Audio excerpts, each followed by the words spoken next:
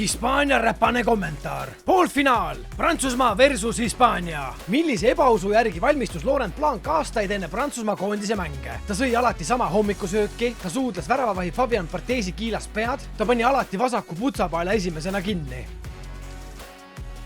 Ta suudles väravaht Fabian Barthesi kiilast pead. 98. aasta maailmameistrivõistlustel kujunes Prantsusmaa koondisel välja legendaarne rituaal. Enne igat mängu läks Laurent Blanc Fabian Barthesi juurde ja suudles tema kiilast pead, uskudes, et see toob meeskonnale õnne. Prantsusmaa võitiski lõpuks maailmameistritiitli ning sellest sai üks ajaloo kuulsamaid ebauske. Miks mängivad vennad Nico ja Iñaki Williams erinevates koondistes? Nad sündisid eri riikides. Nico valis Hispaania, Iñaki valis Ghana. FIFA ei lubanud neil sama koondist esindada.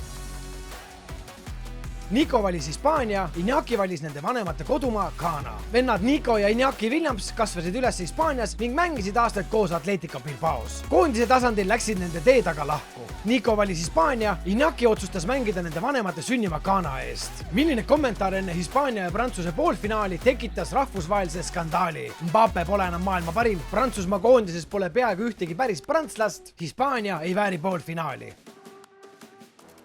Prantsusmaa koondises pole peaaegu mitte ühtegi prantslast. Vahetult enne poolfinaali tekitas Hispaania endise peaministri Mariano Rajoy kommentaar suure pahameele. Ta väitis sisuliselt, et Prantsusmaa koondises pole päris prantslasi, viidates mängijate päritolule. Kommentaari kritiseeriti laialdaselt ning see avaldas tulis arutelu nii meedias kui ka poliitikas. Mitu õiget sina said?